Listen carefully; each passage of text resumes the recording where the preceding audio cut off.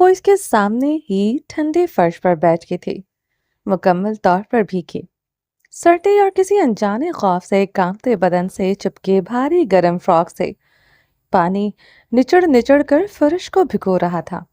بکھرے بال، گالوں پر ابھری سرخ لکیریں، گردن پر گہرے چوٹوں کے نشان، بڑی بڑی آنکھیں بے تحاشا سرخ اور متورہ۔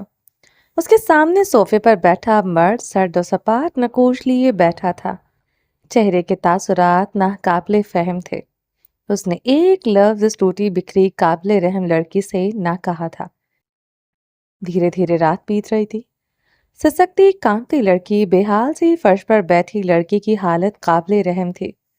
وہ اپنی بڑی بڑی آنکھوں میں خوف لیے ہر تھوڑی دیر بعد اس مرد کو دیکھ لیتی تھی، جو اتنا پیچیدہ، اتنا پراسرار لگتا تھا۔ سمجھ ہی نہ آتا تھا کیوں اتنا مشکل تھا یہ مرد، یا اس کے لیے ہی سب مشکل تھا، پیچیدہ تھا، نہ سمجھ آنے والا کچھ دیر قبل اس مرد نے جو لمس عطا کیا، اس سے بڑھ کر ارمیش سرمد خان کے لیے تحفظ کوئی نہ تھا۔ اب لگتا تھا وہ ایسی چھت تلے ہے جو بارش سے بچا رہی تھی مگر سایہ نہ دے رہی تھی۔ وہ ابھی بھی تہ دامہ تھی، بے آسرا تھی، بے سروساں تھی۔ زر خان زادہ گردن پیچھے کو پھینکیا، صوفے پر دونوں بازو پھیلائے وہ اپنی گردن پیچھے کی جانب ٹھلکائے ہوئے تھا۔ اس کی آنکھوں میں خون ہی خون تھا، ہاتھوں کی مٹھیاں سختی سے بھیجی ہوئی، وہ آنکھیں بھی موند گیا تھا۔ ارمیش کی بڑی بڑی آنکھوں میں بے سرو سامانی اتر آئی تھی، وحشت، ڈر، خوف، بہت کچھ۔ وقتی طور پر محفوظ پناہ گاہ چھن جانے کا خوف اس قدر گہرا ہوا کہ وہ گھسٹتے ہوئے زر خانزادہ کی طرف آئی، اس کے پیروں پر اپنا سر رکھ دیا۔ زر خانزادہ کی آنکھیں مزید سختی سے میچ گئیں، بند مٹھیوں کی کڑکڑاہٹ سنائی دی۔ خان، مجھے اس حویلی کی سب سے گندی جگہ دے دو، میں چھپ کر کہیں بھی رہ لوں گی، میں آپ کے سامنے بھی نہیں آؤں گی، میں ساری حویلی کا کام کر لوں گی، بدلے میں بس ایک وقت کا بچا کچا کھانا دے دینا۔ زر خانزادہ نے سر اٹھائے اسے دیکھا، آنکھوں میں اترے سرخ ڈوروں میں اضافہ ہو گیا۔ وہ سہم گئی، صرف ایک ٹھکانہ مانگ رہی تھی خان، زیادہ نہیں۔ وہ پیچھے کو کھسکی تھی، سامنے بیٹھے مرد کے جاہ جلال سے خوف آتا تھا، اس کی آنکھوں میں اتری دہشت سے دل رکنے لگتا تھا۔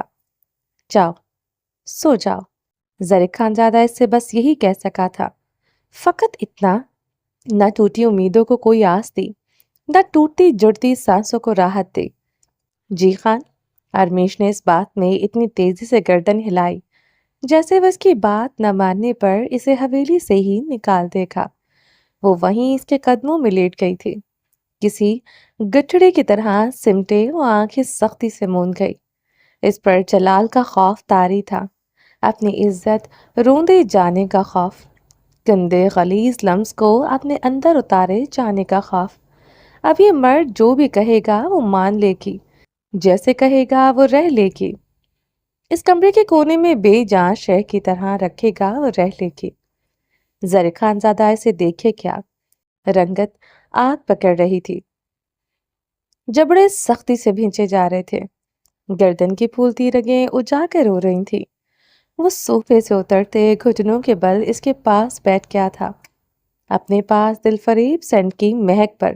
ارمیش اپنے گھٹنے پیٹ سے جوڑے آنکھیں سختی سے بند کر لی، بدن پر ایسا لرزہ طاری ہوا، خدا کی پناہ۔ زر خانزادہ اسے شانوں سے جکڑے اپنے قریب کر گیا۔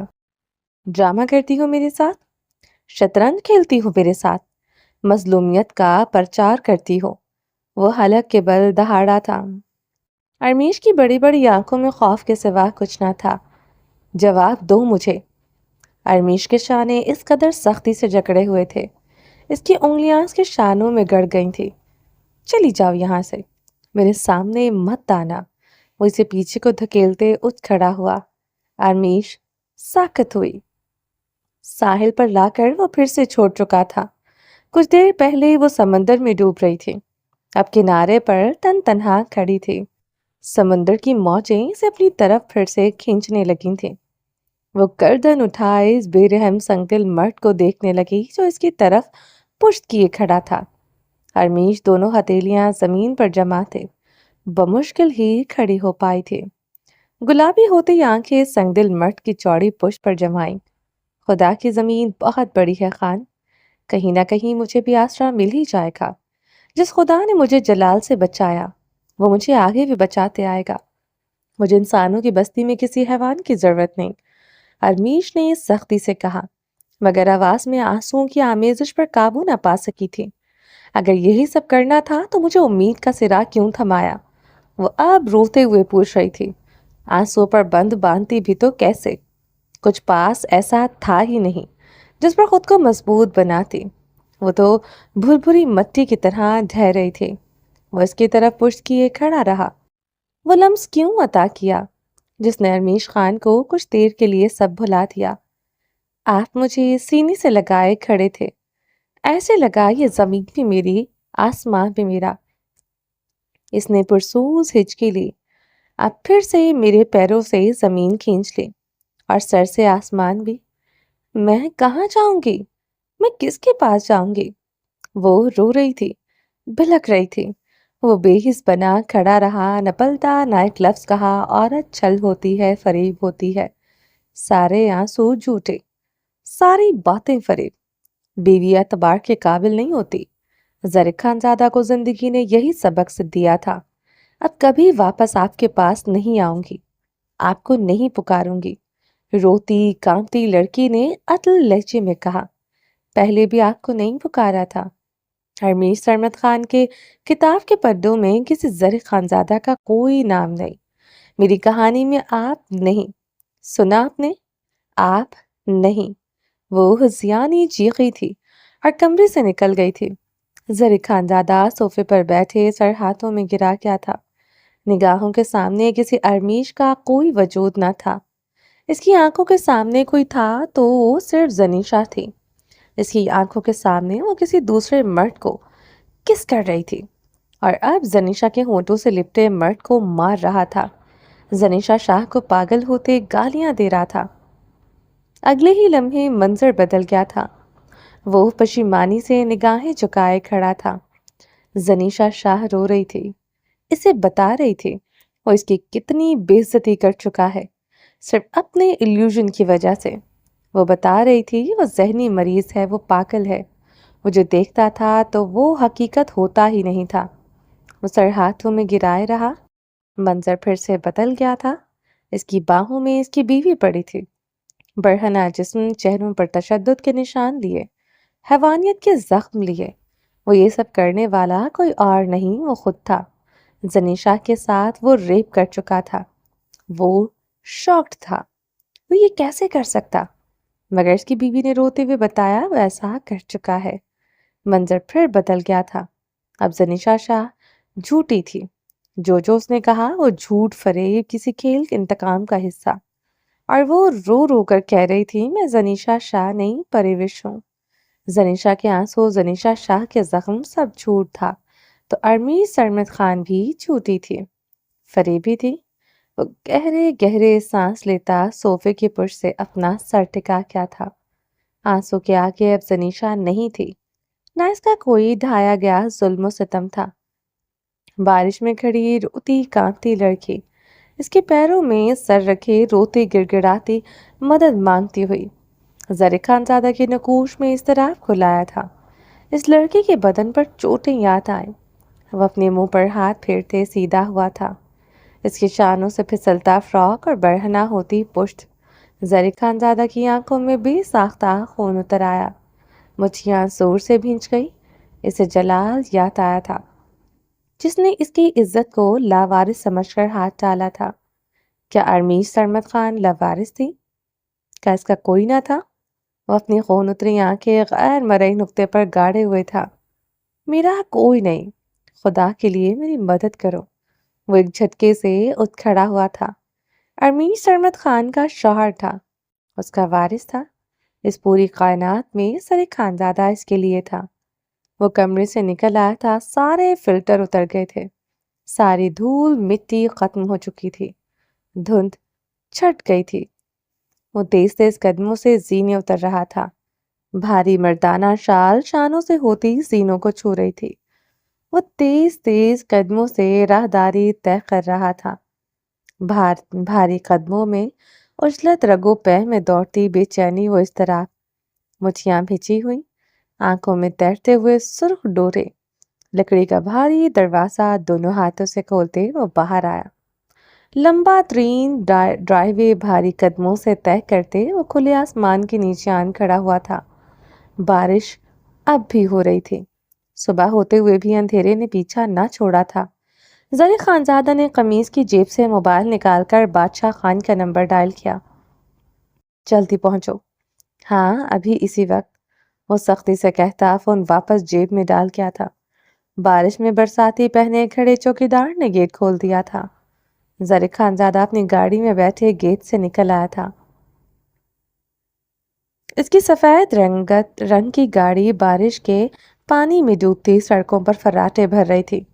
وہ خطرناک حد تک اپنی گاڑی کی سپیڈ بڑھائے ہوئے تھا۔ گاڑی کی ونڈ سکرین پر وائپر تیزی سے چل رہے تھے۔ اس کی آنکھیں کسی متلاشی تھی۔ وہ مسترب ساؤنڈ سکرین سے باہر دیکھتے دائیں بائیں بھی دیکھ رہا تھا۔ اس کے پیچھے اب بادشاہ خان کی گاڑی بھی آ رہی تھی۔ زری خانزادہ نے فون سے بادشاہ خان کا نمبر ڈائل کیا، کہیں بھی کوئی لڑکی نظر آئے مجھے آگاہ کرنا۔ وہ سختی سے حکم دیتے۔ فون ساتھ والی سیٹ پر اچھال گیا تھا۔ گاڑی ایک بار پھر ٹوٹی پھوٹی خستہ حال سڑکوں پر فراٹے بھر رہی تھی۔ ایسا لگتا تھا گاڑی کسی بھی وقت ان ٹوٹی پھوٹی سڑکوں سے پھسلتے کسی کھائی میں جا گرے گی۔ اپنی ہی موت سے کھیلتے وہ بس ایک ہی وجود کو تلاش کر رہا تھا، بس ایک وجود کو، بس اسی ایک لڑکی کو، اسی ایک بے بس لڑکی کو۔ وہ اسے نظر آئی تھی، وہ اسی لمحے گاڑی روک چکا تھا۔ تحیر سے بے یقینی سے اپنی دائیں طرف دیکھ رہا تھا۔ زری خانزادہ کو اس لمحے اپنی جان نکلتی محسوس ہوئی۔ وہ دائیں طرف آتے بلند و بانگ پہاڑ کی چڑھائیوں پر گرتی پڑتی چڑھ رہی تھی۔ اس وقت کافی اونچائی پر تھی۔ اب پھر سے میرے پیروں سے زمین کھینچ لی، سر سے آسمان بھی۔ میں کہاں جاؤں گی؟ میں کس کے پاس جاؤں گی؟ ارمیش کے روتے ہوئے کہے لفظ سر کے سماعتوں میں گونجے تھے۔ پاگل لڑکی، اتنی اونچائی پر آخر کیا کر رہی تھی؟ زری خانزادہ کو کچھ سمجھ نہ آیا تھا۔ جو سمجھ آیا وہ بھیانک تھا۔ وہ تیزی سے گاڑی سے نکل آیا تھا، بھاگتے ہوئے دائیں طرف آتے بلند و بانگ پہاڑ پر چڑھنے لگا۔ بادشاہ خان بھی گاڑی روکے باہر نکل آیا۔ وہ بھی زری خانزادہ کے پیچھے پہاڑ کی اونچی دشوار گھاٹیوں پر چڑھنے لگا۔ ارمیش کا پیر پھسلا۔ اس نے چیختے ہوئے خود کو سنبھالتے یوں ہی پیچھے مڑ کر دیکھا۔ اس کے پیچھے دو مرد آ رہے تھے۔ آنسوؤں کی دھندلاہٹ میں وہ ان دو مردوں کو پہچان نہ سکی تھی۔ وہ ان سے تھی بھی کافی اونچائی پر، وہ پہچان میں نہیں آ رہے تھے۔ اسے جلال کی طرح یہ بھی حیوان لگے تھے جو اسے نوچنے کے لیے آ رہے تھے۔ اللہ اللہ، میں کہاں جاؤں؟ وہ چیختے ہوئے تیزی سے اوپر کی جانب چڑھنے لگی۔ زری خانزادہ اس کے اتنی تیزی سے اوپر کی طرف چڑھنے پر جھنجھلا گیا تھا۔ مرنا ہی تھا تو یہاں سے بھی کود کر ہی مر سکتی تھی۔ اسے زیادہ اوپر کیوں جا رہی تھی آخر؟ وہ روتے کانپتے فریادیں کرتے مزید اونچائی پر چڑھتی ہی جا رہی تھی۔ دشوار ترین گھاٹیاں جن پر سے ابھی بھی پھسلی تھی۔ بارش ابھی بھی تیزی سے برس رہی تھی۔ آسمان کی طرف نگاہ کرنا مشکل تھا۔ اس کی فریادیں چیخیں پہاڑوں سے پلٹ کر زری خانزادہ کے سماعتوں تک پہنچ رہی تھی۔ وہ مزید تیزی سے اوپر چڑھنے لگا۔ وہ کچھ غلط نہ کر ڈالے، سانسیں اٹک رہی تھی۔ وہ اب ایک جگہ پر ٹک کر کھڑی ہو گئی۔ ایک کنارے پر رکی نیچے کی طرف جھانک رہی تھی، جہاں نیچے کی طرف کھائیاں تھی۔ بادشاہ، جلدی اوپر کی طرف چڑھو۔ زری خانزادہ پھولتی سانسوں کے ساتھ گرجتے تیز تیز اوپر کی طرف چڑھنے لگا۔ وہ بہترین کلائمبر بھی تھا۔ زاویار کے ساتھ سارا بچپن ان پہاڑوں پر چڑھتے گزرا تھا۔ امریکہ میں بھی اپنے دوستوں کے ساتھ یہ مشغلے کرتا رہتا تھا۔ اس کے لیے اس بارش میں چڑھنا مشکل نہ تھا، مگر دھان پان سی نظر آتی لڑکی کیسے اتنے اوپر چڑھ گئی؟ وہ حیران تھا۔ ارمیش ساکت وجود لیے نیچے جھانک رہی تھی۔ نیچے اندھیرے تھے، گہرا سکوت تھا، خاموشی تھی، سناٹے تھے۔ وہ یہاں سے کود جاتی تو اس کی لاش سے کسی کو نہیں ملتی۔ اس نے اپنا ایک پیر آگے کو کیا۔ اس کا دل تیزی سے دھڑکنے لگا، ایک ایک ہڈی ٹوٹنے کا خوف، موت سے جا ملنے کا خوف۔ موت اگر دردناک تھی تو زندگی سے کہیں زیادہ ہیبتناک تھی۔ میں تم سے نکاح کر لوں گا۔ جلال کے لفظ سماعتوں میں گونجنے لگے۔ اس نے اپنا پیر اور نیچے کیا۔ آج تمہیں میرے پاس آنا ہوگا، میں تمہارے زخموں پر مرہم رکھوں گا، تمہیں سکون ملے گا۔ وہ اور آگے بڑھی، اپنا پیر اور نیچے کیا۔ جلال کا نوچنا یاد آیا، لوہے کی بے درد سلاخوں کی مار جسم جیسے کھال کھینچ نکالی تھی، ہڈیاں توڑ ڈالی تھی۔ ارمیش آنکھیں موند گئی، ایسے موت سے ملنا زیادہ آسان تھا۔ ڈرامہ کرتی ہو میرے ساتھ؟ شطرنج کھیلتی ہو میرے ساتھ؟ مظلومیت کا پرچار کرتی ہو؟ سماعتوں کو چیر دینے والی کچھ اور آوازیں سے سنائی تھی۔ اس بار لوہے کی سلاخ سے مرنے والی مار سے زیادہ درد ہوا تھا۔ وہ کچھ اور آگے بڑھی، اپنا پیر اور نیچے کیا۔ اب وہ موت کو گلے لگانے کو تیار تھی۔ مرتے وقت ایک لمس یاد آیا جو کچھ دیر قبل زندگی لگا تھا۔ وہ دھڑکتا سینہ، وہ محفوظ آغوش۔ ارمیش کی آنکھوں سے بہتے آنسوں میں اضافہ ہوا۔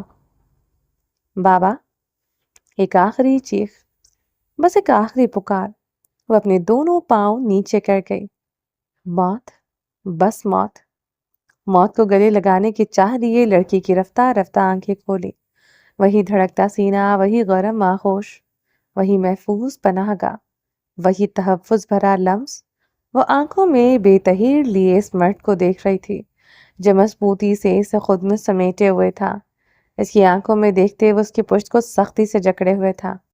کوئی ارمیش کے لیے اتنی دور تک آئے، اسے اپنے سینے سے یوں لگائے، اتنی چڑھائیاں چڑھ جائے، اسے کھونے کا خوف کسی کی آنکھوں میں آن سمائے، یہ بھی کیا زندگی میں ہو سکتا ہے؟ زرق خان زادہ اس کے لیے آیا تھا، اسے بچانے آیا تھا۔ وہ بے یقینی سے اسے دیکھتی جا رہی تھی۔ زرق خان زادہ مسکرایا تھا۔ کود جانے دو، بار بار موت کو گلے لگانا آسان نہیں ہے۔ ارمیش نے ہچکی لی۔ نہیں، اب نہیں، کبھی نہیں۔ وہ انگلیوں کے پوروں سے اس کے بہتے آنسو صاف کر گیا تھا۔ میرا ماضی گندا ہے خان، سوچو گے تو گھن آئے گی مجھ سے۔ وہ زرق خان زادہ کی قمیض سینے سے مٹھیوں میں دبوچ گئی۔ میرے لیے تم سا شفاف کوئی نہیں۔ کندھوں تک بمشکل آتی ارمیش خان کو دیکھتے وہ مسکرایا تھا۔ اپنی شال اتار کر ارمیش کے گرد دوڑا دی۔ وہ اس کی کلائی پکڑے نیچے اترنے لگا تھا۔ بادشاہ بہت پہلے ہی نیچے اتر گیا تھا۔ کٹھنائیاں دشوار تھی، ہر قدم ڈگمگاتا ہوا، مگر وہ مضبوطی سے خود کو بھی سنبھال لیتا اور ساتھ چلتی لڑکی کو بھی۔ بارش ہنوز برس رہی تھی، سورج آج نکلا ہی نہ تھا۔ گہرے بادل اور چمکتی بجلی کی کڑک۔ نیچے اترتے مرد کی آنکھوں میں ابھی بھی کچھ تھا، کچھ خوفناک، برفا جما دینے والا تاثر۔ قہر برپا ہوا، موت دے دینے کی خواہش لیے وہ اب تیزی سے خطرناک گھاٹیوں سے اترنے لگا۔ اس کے ساتھ چلتی لڑکی ہلکان سے نیچے اتر رہی تھی۔ گاڑی ٹوٹی پھوٹی گلی کے آگے آ کر رکی تو ارمیش نے گردن پھیرتے پہلوؤں میں بیٹھے مرد کو دیکھا۔ وہ اسے موت سے بچا کر اس لیے لایا وہ اسے اس تاریک قبر میں پھر سے اتار سکے۔ وہ ڈرائیونگ سیٹ پر بیٹھا ونڈ اسکرین پر نگاہیں جمائے ہوئے تھا، آنکھوں میں خون لیے اسٹیئرنگ کو مضبوطی سے جکڑے ہوئے۔ وہ گاڑی سے نیچے اتر آیا تھا، اس کے پیچھے اس گلی میں بادشاہ خان داخل ہوا تھا۔ ارمیش مجسم سی سیٹ پر بیٹھی تھی۔ اس نے کیسے سوچ لیا آخر؟ یہ زندگی اس کے لیے بھی تھی سکتی ہے، یہ مرد اس کے لیے بھی رحم دل ہو سکتا ہے۔ ارمیش نے ڈیش بورڈ پر پڑی پسٹل اٹھا لی۔ وہ بھی گاڑی سے اتر آئی تھی۔ گلی کے کونے پر کھڑے زرق خان زادہ پر پسٹل تان لی، آنکھوں میں شرارے لیے۔ لڑکی آج اس مرد کا خون کر دینا چاہتی تھی۔ بادشاہ خان نے تحیر سے یہ دیکھا تھا۔ زرق خان زادہ کی آنکھوں میں نرم تاثر لیے ارمیش کی طرف بڑھا۔ وہ پیچھے کا ہوتے سر دائیں بائیں جانب ہلانے لگی، ٹریگر پر انگلی مضبوط کی۔ کلک کی آواز کے ساتھ وہ اچھلی تھی۔ زرق خان زادہ اس کے سامنے کھڑا ہتھیلی پھیلائے ہوئے تھا۔ اس کی ہتھیلی پر گولیاں دھری تھیں۔ عورتوں پر مجھے یقین نہیں، بیوی بڑی خطرناک شے ہے۔ ورمیش سے پسٹل لیتے اسے لوڈڈ کرنے لگا۔ گردن پھیرتے بادشاہ خان کو اشارہ کیا۔ وہ صحن کی دیوار سے اندر کی جانب کود گیا تھا۔ اندر جاتے دروازہ کھول دیا۔ زرق خان زادہ مجسم بنے ارمیش کی کلائی پکڑے کھلے دروازے سے اندر داخل ہو گیا۔ بادشاہ خان اندر سے دروازہ بند کر گیا تھا۔ ورمیش کے کانپتے بدن کو بازو کے ہلکے میں لیے کمرے کی جانب بڑھا۔ بادشاہ خان نے دھیرے سے دروازہ کھولا جہاں شبانہ اپنے 2 بچوں کے ساتھ گہری نیند سو رہی تھی۔ زرق کے اشارے پر بادشاہ خان نے دروازہ آہستگی سے بند کر دیا۔ بادشاہ خان دوسرے کمرے کی جانب بڑھا تھا۔ دروازہ کھولا، سامنے چرپائی پر جلال لحاف سینے تک تانے سو رہا تھا۔ ارمیش خوف سے زرق کے سینے میں سما گئی تھی۔ نہیں خان، خدا کے لیے نہیں، یہ درندہ ہے، مجھے اس کے پاس مت چھوڑنا۔ وہ سسکتے ہوئی سرگوشی کر گئی۔ زرق نے گردن پھیرتے بادشاہ خان کو ایک نگاہ دیکھتے اسے کمرے سے باہر رہنے کا حکم دیا۔ وہ اس بات میں سر ہلا گیا تھا۔ زرق ارمیش کو لیے کمرے میں داخل ہوا، کمرے کو اندر سے کنجی لگا لی۔ ارمیش بے حال سے زمین پر بیٹھتی چلی گئی تھی۔ دماغ سائیں سائیں کر رہا تھا، جسم شل ہو رہا تھا۔ زرق خان زیادہ کیا کرنا چاہتا ہے وہ ابھی تک سمجھ نہ پائی تھی۔ وہ دیوار کے ساتھ کھڑے سوئے جلال کو دیکھتے اپنی پسٹل پر سائلنسر چڑھا رہا تھا۔ ارمیش اس کی آنکھوں میں خوف دیکھ سکتی تھی، دہشت دیکھ سکتی تھی۔ اس مرد سے بس خوف آتا تھا۔ وہ جلال پر پسٹل تان گیا تھا، ٹریگر پر انگلی جمائے وہ ایک لمحے کے لیے رکا تھا۔ جبڑے بھینچتے اس نے سوئے جلال پر کئی فائر کر دیے۔ جلال کا جسم لمحوں میں ٹھنڈا پڑ گیا تھا، اسے چیخنے تک کا موقع نہ ملا تھا۔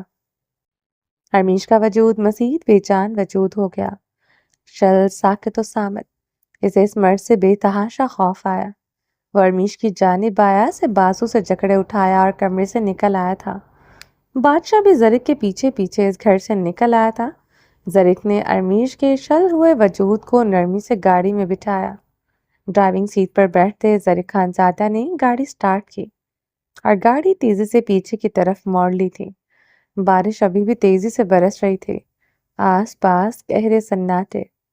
سڑک تک آتے آتے سورج نکل آیا تھا، اب سامنے چمکتی دھوپ تھی، ایسا لگتا تھا بارش کبھی ہوئی ہی نہ ہو۔ تبریز خان کی گاڑی کے سامنے آنا فانن 2 گاڑیاں آ کر رکی تھیں۔ اس میں نقاب کیے کئی آدمی اترے تھے۔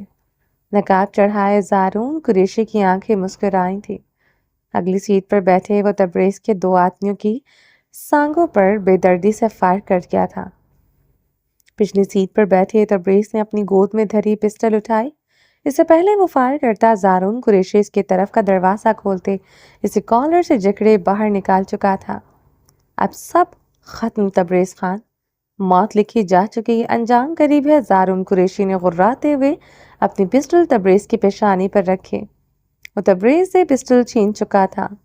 تبریز کی آنکھوں میں مٹ جانے کا مر جانے کا خوف تھا۔ وہ لوگ اسے گھسٹتے ہوئے گاڑی میں ڈال کر لے جا چکے تھے۔ تبریز کی گاڑی سے زخمی آدمی نکالتے انہیں بھی ایک گاڑی میں ڈال لیا۔ تبریز کی گاڑی سٹارٹ کرتے زارون قریشی اس میں آن بیٹھا تھا۔ ہر ثبوت مٹا دینا تھا، ہر نقش مٹا دینا تھا، باطل نے آج فنا ہو جانا تھا۔ گپ اندھیرے میں اس کا وجود رسیوں سے باندھا گیا تھا، اس کی گردن آگے کو ڈھلکی ہوئی تھی۔ گپ اندھیرے میں بھی وہ وجود نظر آتا تھا۔ کچھ تو تھا اس میں ایسا جو اندھیرے میں بھی چمک اٹھے۔ جسم پر مہنگا قیمتی دیدہ زیب لباس تھا۔ اس کی گردن میں پڑی سونے کی چین کی قیمت لاکھوں میں تھی۔ کلائی پر پہنی گھڑی میں ڈائل پر ڈائمنڈ جڑے تھے۔ پیروں میں پہنے جوتے سب ہی قیمتی تھا، مگر کرسی پر رسیوں سے جکڑا وجود بے بس سا لگتا تھا۔ اس کی آنکھیں بند تھی۔ پہاڑوں کے دامن میں کوئی خفیہ ٹھنڈی جگہ تھی جہاں اسے رکھا گیا تھا۔ اس کی آنکھ سردی کی وجہ سے دھیرے دھیرے کھلنے لگی۔ اس نے آنکھیں کھولتے اپنی ڈھلکی گردن اٹھائی۔ اس کی آنکھوں میں خوف تھا اور بے یقینی بھی۔ اسے اپنا وجود پہلے سے زیادہ سرد پڑتا محسوس ہوا۔ جسم پر کپ کپی تاری ہوئی سردی ہڈیوں کو چیرتی ہوئی تھی۔ اس نے اپنے ہاتھوں کو ہلانے کی کوشش کی، سردی کی وجہ سے اس کی انگلیاں سن سی۔ اب وہ وجود آنکھیں پھاڑے پھاڑے اندھیرے میں دیکھنے کی کوشش کر رہا تھا، مگر گھپ اندھیرے میں کچھ نظر نہ آیا تھا۔ بے بسی سے وجود کرانے لگا۔ اس نے یاد کرنے کی کوشش کی، کچھ یاد نہ آیا۔ دماغ سائیں سائیں کر رہا تھا، بس اتنا یاد تھا ہوش کھونے سے پہلے اس کے سر پر کوئی بھاری چیز ماری گئی تھی، مگر کس نے؟ اس نے کراہتے ہوئے یاد کرنے کی کوشش کی، مگر اس بار بھی کچھ یاد نہ آیا تھا۔ اندھیرے میں دیکھنے کی کوشش کرتے ہوئے یکدم اسے اپنی رگوں میں خون جمتا محسوس ہوا۔ اس نے اپنی سنسناتی انگلیاں پیٹ پر رکھ دی۔ اب اسے اپنی جان نکلتی محسوس ہوئی۔ بے بسی، خوف، وحشت کیا نہیں تھا جو اس نے محسوس کیا تھا۔ سب کچھ چھن جانے کا خوف، اپنا آپ مٹ جانے کا خوف۔ لکڑی کا بوسیدہ سا دروازہ کھلا، ٹارچ کی روشنی اس کے چہرے پر ڈالی گئی۔ کرسی پر بندھے وجود نے تیزی سے روشنی سامنے سے آتے انسان کو دیکھنے کی کوشش کی۔ ٹھنڈی لہر اسے اپنے اترتی محسوس ہوئی۔ وہ آہستگی سے چلتا ان کے سامنے آن کھڑا ہوا تھا۔ نقاب میں اس کی آنکھیں چمک رہی تھیں۔ یہ آنکھیں، کرسی پر بندھے وجود کے لب دھیرے سے سرسرائے۔ زارون، زارون قریشی۔ وہ مرد ہنستا ہوا اپنے چہرے سے نقاب اتار گیا تھا۔ اب وہ پوری طرح واضح تھا، بالکل روشن۔ اس کے پیچھے بھاری بوٹوں کی چاپ سنائی دی تھی۔ زارون قریشی کے ساتھ ایک اور مرد آن کھڑا ہوا تھا۔ اونچا، چوڑا، لمبا مرد، آنکھوں میں گرخطی اور خباثت لیے۔ کرسی پر بندھا وجود بری طرح چھٹپٹایا تھا، آنکھوں میں خون اتر آیا۔ اس نے خود کو چھڑوانے کے لیے پورا زور لگایا۔ ان دو مردوں کی ہنسی خطرناک تھی۔ تبریز خان، میں تمہیں مار دوں گی۔ کرسی پر بندھا وجود غرایا اور اپنے ہوش گنوا دیے تھے۔ آف وائٹ شلوار قمیض پر سیاہ شال شانوں پر ڈالے اس نے مردانے میں قدم رکھے تھے۔ صوفے پر بیٹھے سرخ آنکھوں سے گھورتے ہوئے وہ زاویار خانزادہ کو دیکھ کر رک گیا تھا۔ وہ لب دانتوں تلے دبائے گردن چکا گیا تھا۔ یہ کڑی نظریں یوں ہی اس پر نہ گڑی تھی۔ جلال کو اس کے گھر جا کر مارنے کی کیا ضرورت تھی؟ زاویار غصے سے غرایا، جو عزت کے ساتھ کھیلے اسے موت دینا ضروری ہو گیا تھا۔ وہ گردن اٹھائے ڈٹائی سے مسکرایا۔ اپنے سے بڑوں کے سامنے کھڑے ہونے کے کچھ آداب ہوتے ہیں، ایسے خون کرنے کے بھی کچھ اصول ہوتے ہیں۔ جلال کو موت کسی بھی طرح دی جا سکتی تھی، مگر گھر میں گھس کر مارنا کسی صورت مناسب نہیں تھا۔ تمہاری گاڑی کل صبح اس کے گھر کے سامنے دیکھی گئی ہے۔ لاکھوں روپے دے کر منہ بند کروایا میں نے، جانتے ہو تم؟ زاویار خانزادہ بھڑک اٹھا تھا، زخمی ہاتھ شیشے کی میز پر دے مارا۔ ظریف مسکراتے ہوئے زاویار کی طرف بڑھ آیا، جھکتے ہوئے زاویار کے ہاتھ پکڑ کر چومے۔ زاویار کا دل کر رہا تھا اس کی اس حرکت پر اس کا خون کر ڈالے۔ جن سے بھی محبت کرتا تھا وہ آزماتے تھے۔ میرے مرشد، میرے بھائی، میرے سب کچھ آپ۔ ظریف خانزادہ نے کہتے زاویار کی آنکھوں میں دیکھا، بکواس بند کرو۔ کل تک تمہارا رونا بند نہیں ہو رہا تھا، آج اپنے چہرے پر ڈٹائی بے شرمی دیکھو۔